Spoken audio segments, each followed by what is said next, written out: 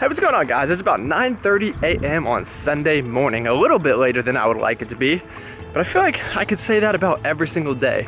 I can't think of too many times where I would want it to be later in the day. Even when you think about work, I mean, luckily for me, I always have things to do. They're always keeping me busy, so it's like the more amount of time I can get, the better. It's not like it was a high school where it's just a job I don't care about. But I think that's the problem with most people that say they don't like their job. They're just not challenged, or they just don't have enough to do. But anyway, it's 9:30 a.m. and today what I wanted to do was go over my approach to how I eat more food on certain days. I kind of briefly mentioned this, and a lot of you guys showed interest in just me going into more details about that. So I figured I would do that today for you guys. So I hope that you enjoy that. Hopefully you'll get something out of it.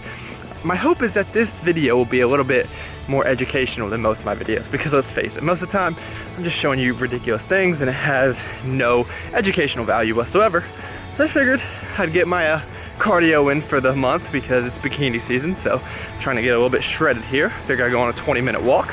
And when I get home, I will actually probably do some mobility work, and then I'll check in with you guys. All right, so it's about 11 o'clock already. I got caught up doing some yard work, and I did this video called Letting Life Be Your Cardio, and I'll link it right here if you guys want to check it out.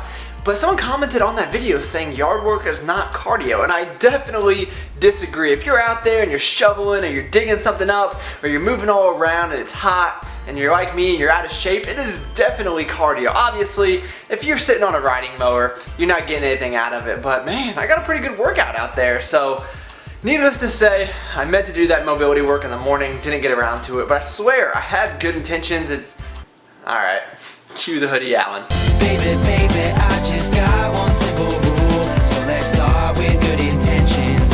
Start with good intentions, love. Got me crazy, don't you blame me for a fool. So let's start with good intentions, but I'll make an exception for you. Yeah. So the only thing I've had to eat today is that banana and a half scoop of protein powder, and I don't know that you can even call this a meal, but what we're gonna have next is a cup and a half of egg beaters. Now, this is part of the approach that I take. When I know I want to have a huge meal one day, what I'll do is just eat very light in the beginning of the day, kind of like damage control. So in total, this is probably 150 to 200 calories. And then in the next clip, I'll go into more details about the approach that I take from a weekly strategy in terms of calories in versus calories out. And the only other thing that I'm going to be having is 4 rice cakes. And what I usually do is I'll just spread them out. So throughout this day, I'll have 4 rice cakes. When I get hungry, I'll have one. If I get hungry in another hour or two, I'll have another one. But I'll just have like 4 or 5, you know, just to keep me satiated until that bigger meal. So I'm gonna eat this up. I'll check in with you guys soon. So I just want to mention a few things before we get started. One, I realize that my maintenance calories are a lot higher than most people, which I'm very fortunate for. But I just throw that out there because some of you guys are going to be watching this like, oh my gosh, there's no way that I could eat that many calories and not gain weight. Everyone is going to be different. You're going to have to find it for yourself, which is going to be step number 1. You're going to have to figure out your maintenance calories.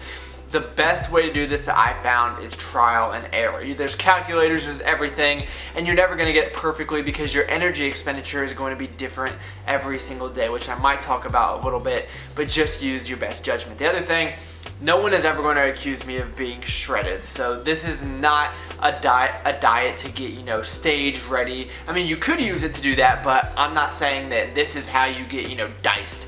This is just the approach that I use, and it's mostly just to fit within my life, just to make my life a little bit easier. The other thing I'm going to warn you about is we're going to do a little bit of math. And I know I can already feel your eyes glazing over as I say it. So don't worry, it's going to be very simple, to the point, nothing over the top. And yeah, this is the approach that I take. This is when you see me eating these huge meals, how I don't gain weight. And honestly, in the last 2 or 3 months, I've lost about 5 pounds. Not on purpose, but just a little bit higher energy expenditure than winter months.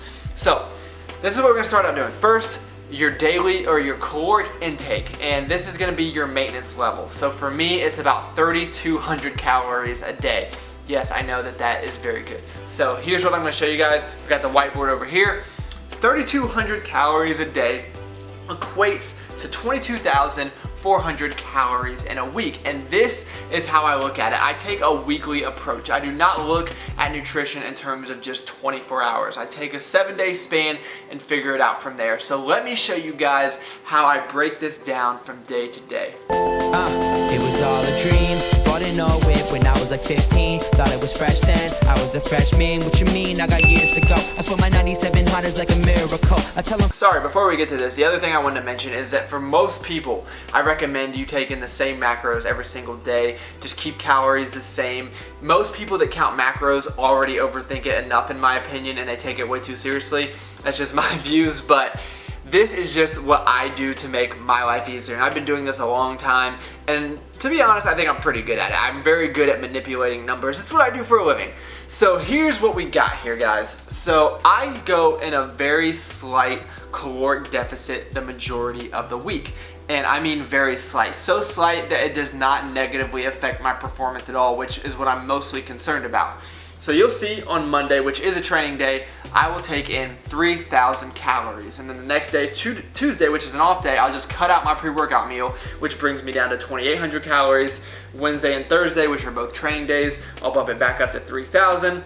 Friday is an off day, 2,800 calories. Then Saturday, I bump it up to 3,200 calories. And Sunday, I left blank, because you can see if we take my maintenance calories, subtract everything excluding Sunday, we're left with 4,600 calories to bring me back to maintenance. And I also drew an arrow on Saturday and Sunday because I might switch those days. Maybe I'll do 3,200 calories on Sunday and 4,600 on Saturday. It just kind of depends, and I wish I could say I base this on my training schedule to get the best performance possible, and sometimes I do. Sometimes I'll calorie load before a big workout, but a lot of this is just based on my social schedule. So on Saturday and Sunday, I'm out with my friends, I'm doing things, I just want more numbers to play with. Or maybe like tonight where I'm not doing anything, I just want to eat a lot of food, and that is going to work out well. So I'll have 4,600 calories to play with. And keep in mind, guys, this is all theory, because if you guys have been watching the channel, you know that I don't count precisely every single day. I try my best, but maybe on Wednesday I went up to like 3,300 calories, and maybe today I'll only eat 4,300. I don't know, because I don't track everything to a T. This is just a model that I use that works extremely well for me. So a lot of you guys have been asking, like, how in the world do you eat some big meals? I mean, you guys have seen me eat some crazy things. Well, it goes back to this model that I just showed you. Another thing, when you see me eat, like, maybe you'll see me eat a 3,000, a 4,000 calorie meal, but you don't always see the full day. So what I just showed you was just, you know, I ate a cup and a half of egg beaters, which is 200 calories, and I keep protein high, carbs moderate to low, and fat extremely low, because when you have a huge meal, you're gonna get tons of fat in there. So I hope this clears some of that up for you guys. I hope that this was value added. I don't know if you guys actually want to take this approach, but like I said, it's more meant to just fit in my life. It's just what's easy for me, so that is what I do. Please leave any questions that you have in the comments below. I'll be sure to get to all of them. And now we are gonna get on to the big meal for the day, which I'm really excited about. Finally, it's going on about 7 o'clock now, and it's time to eat, and there has been more than enough talking in this video, so let's get straight to the food. I'm gonna be making some quesadillas tonight. I'm feeling a little bit of Mexican, at least I was feeling a little bit of Mexican, but then the indecisiveness in me took over and decided to make some pizza quesadillas. You guys know what I always use anytime I turn a food into a pizza theme, so we're just gonna throw that in a tortilla, probably have some beans and some corn, probably a few other things, but you guys will see.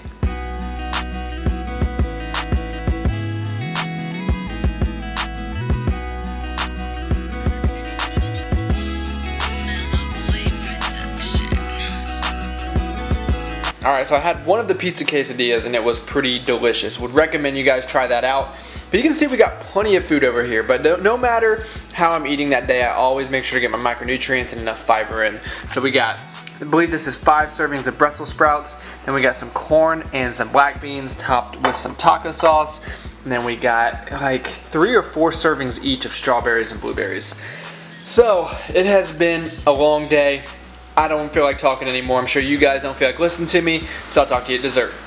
Moving straight into dessert here, I'm gonna go with one of my childhood favorites, and this is probably my favorite dessert brand of all time. I know I've told this story on the channel before, but Tasty Cakes is just superior to every other brand. And I know that it's only in the Midwest and the East Coast, at least that's what I've heard, but you guys are missing out. I mean, if you take two comparable products, so you take donuts, for instance, the Tasty Cake brand will always be better. The same thing with like those ho-ho type of deals, and even these pecan rolls, and of course they come in packs of 6, so you gotta eat all 6 of them. It's only right.